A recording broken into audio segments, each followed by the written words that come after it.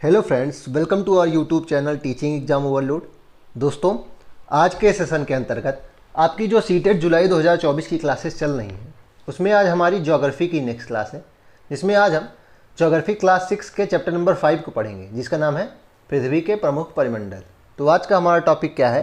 पृथ्वी के प्रमुख परिमंडल, जो कि क्लास 6 ज्योग्राफी का चैप्टर नंबर 5 है। चलिए फिर सेशन को शुरू करने से पहले हमारी एक रिक्वेस्ट है कि हमारे चैनल को लाइक करें, सब्सक्राइब करें तथा ज़्यादा से ज़्यादा शेयर करें। चलिए इसमें देखते हैं पहला पॉइंट क्या है। पहला पॉइंट है कि पृथ्वी एकमात्र ऐसा ग्रह है जहां जीवन है। यहाँ मानव जीवन के लिए आवश्यक तत्व भूमि, जल तथा हवा मौजूद है। पृथ्वी की सतह ऐसी है जिसके 3 महत्वपूर्ण घटक होते हैं। तो ध्यान रखिएगा, पृथ्वी की सतह पर महत्वपूर्ण घटक 3 कौन कौन से हैं? भूमंडल, वायुमंडल और जलमंडल। और इसमें सबसे पहले हम क्या पढ़ेंगे? भूमंडल के बारे में पढ़ेंगे। देख लेते हैं इसमें कि पृथ्वी की सतह को 2 मुख्य भागों में बांटा जा सकता है, महाद्वीप और महासागरीय बेसिन।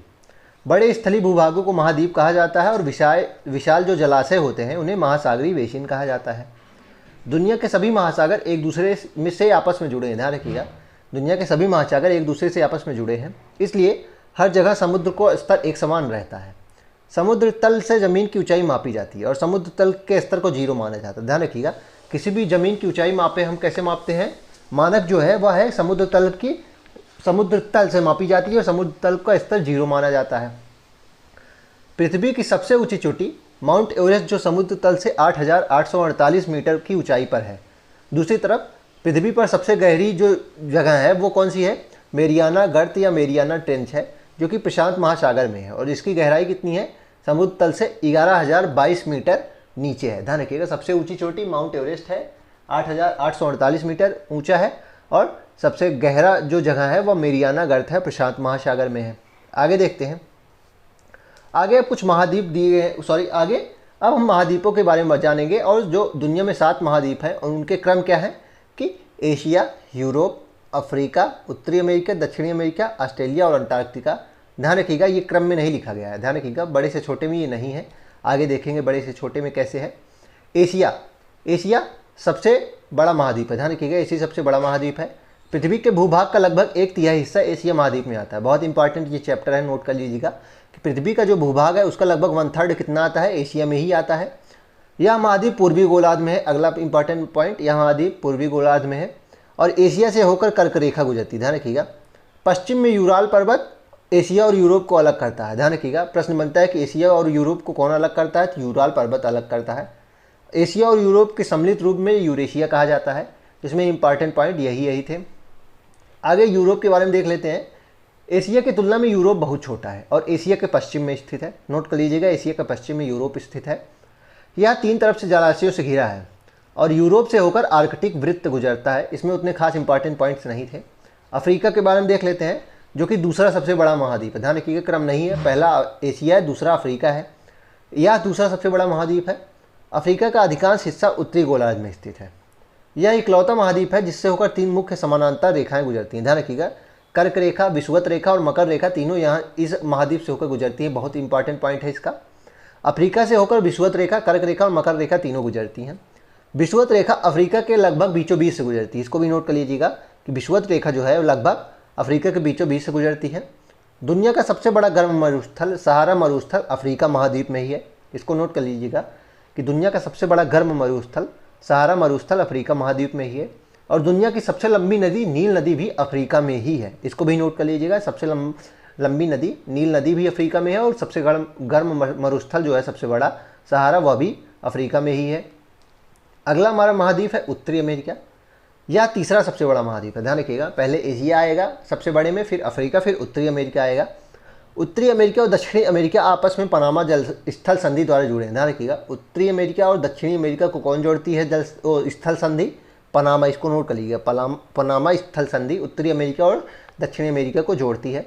और स्थल संधि होती क्या है? स्थल का एक संकरा भाग होता है जो 2 बड़े स्थलीय भागों को एक दूसरे से जोड़ता है। जैसे कि मान लीजिए ये जगह है और ये पतला भाग, फिर यहाँ कोई दूसरा राज्य आ गया या महाद्वीप आ गया, तो ये जो सकरा भाग है यही स्थल संधि होता है। और पनामा स्थल संधि उत्तरी अमेरिका और दक्षिणी अमेरिका को जोड़ती है।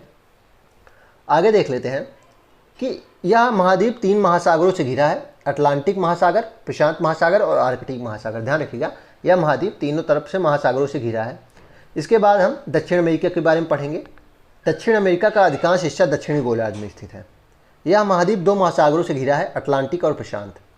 एंडीज पर्वत श्रृंखला जो दुनिया की सबसे लंबी पर्वत श्रृंखला है वह दक्षिण अमेरिका में ही। मोस्ट इंपॉर्टेंट पॉइंट है कि एंडीज पर्वत श्रृंखला जो कि दुनिया की सबसे लंबी पर्वत श्रृंखला है ये दक्षिण अमेरिका में ही है।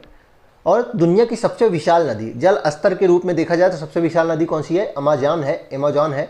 ये भी इसी महाद्वीप में आती है। ध्यान रखिएगा ये भी दक्षिण अमेरिका में ही आती है। आगे देखते हैं ऑस्ट्रेलिया महाद्वीप। यह सबसे छोटा महाद्वीप है। ध्यान रखिएगा यह सबसे छोटा महाद्वीप है। यह पूरी तरह से दक्षिण गोलार्ध में स्थित है। इसको भी नोट कर लीजिएगा।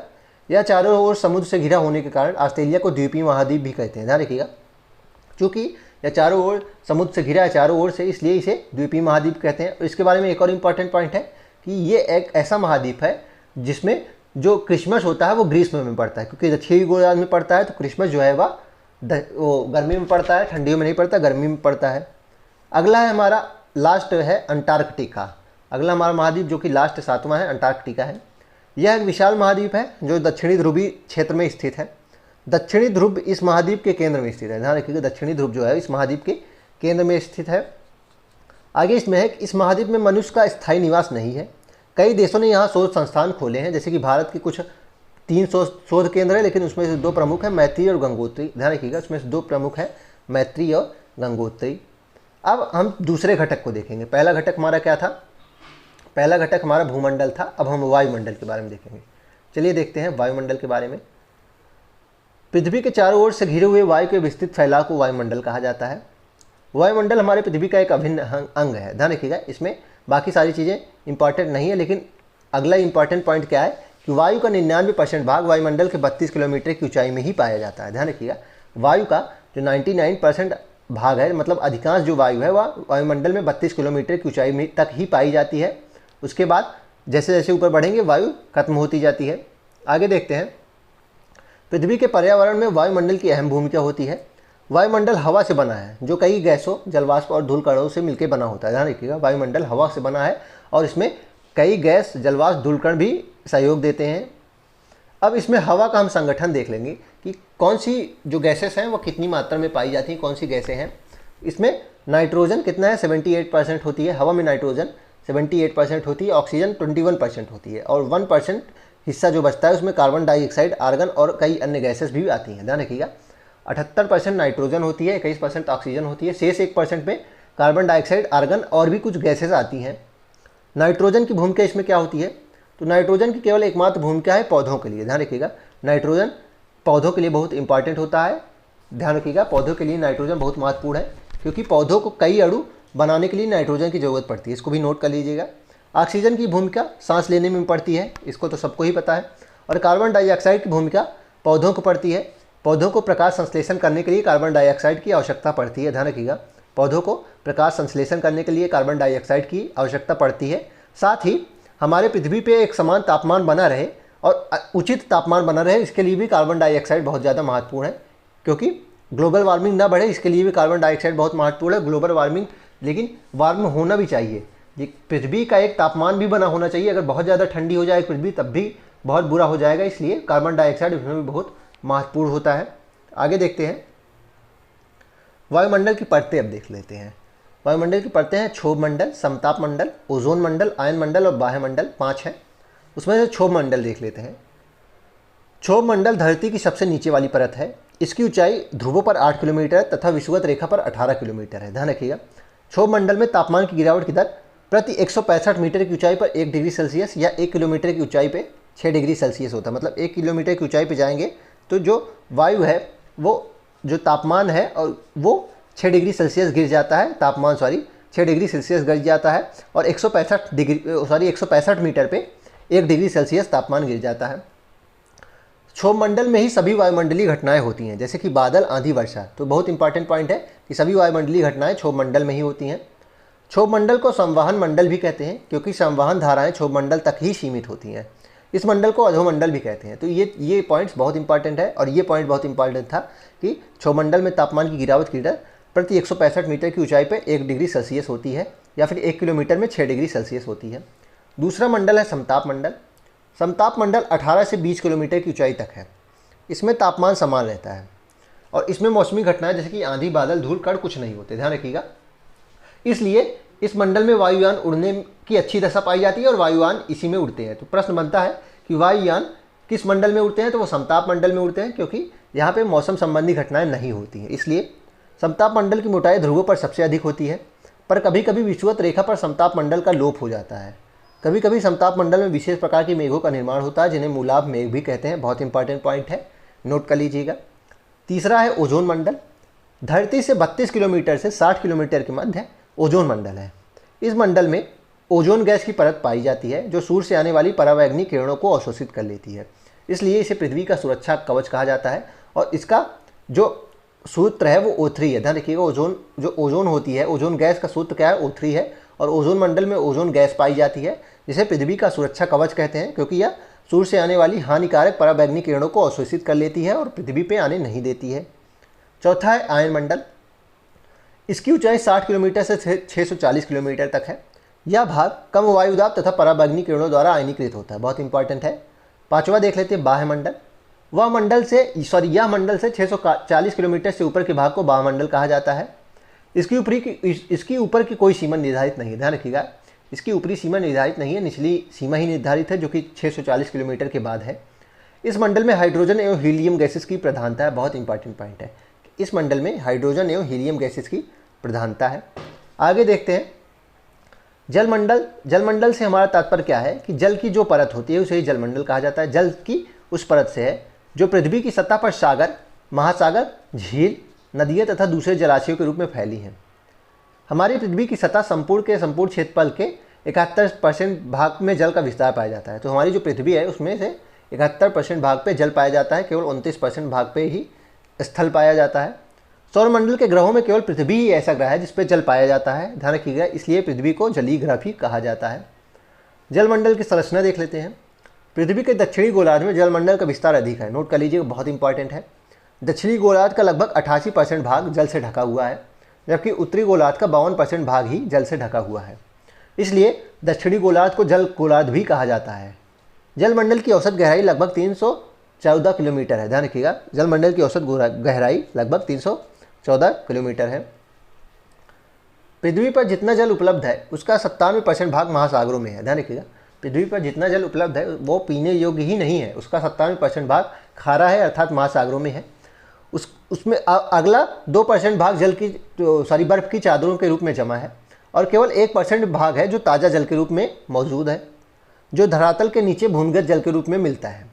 जलमंडल में जल का कुल आयतन लगभग 1 अरब 25 करोड़ घन किलोमीटर है। ध्यान रखिएगा, जलमंडल में जल का जो टोटल आयतन है, टोटल वॉल्यूम है, लगभग 1 अरब 25 करोड़ घन किलोमीटर है। इंपॉर्टेंट है, नोट कर लीजिएगा।